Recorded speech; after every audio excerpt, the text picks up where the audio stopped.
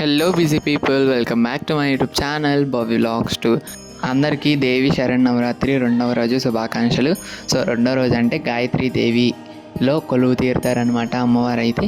So as యూజువల్గా ఇవాళ కూడా మేము గుడికి అయితే వెళ్తున్నాము. కానీ ఏంటంటే మేము వెళ్ళిన గుడిలో వచ్చేసి అంటే శ్రీ కాళికామాత గుడిలో అమ్మవారిని అయితే సంతాన లక్ష్మి అమ్మవారిగా అయితే అలంకరించారు.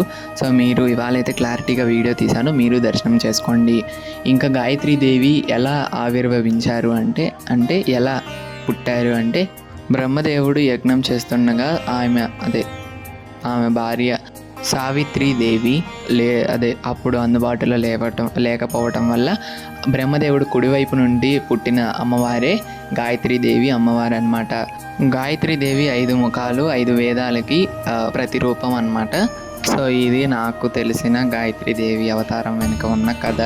సో ఏదన్నా తప్పులు ఉంటే క్షమించండి. సో ఇవాళ అయితే డ్యాన్సెస్ అనేటివి ఏమీ వేయట్లేదు, ఏదో ప్రైజెస్ అయితే వేస్తున్నారు, నాటకాలు వేసినట్టున్నారు. సో ఇంకా ఫైనల్గా గుడికి అయితే వచ్చేసాము.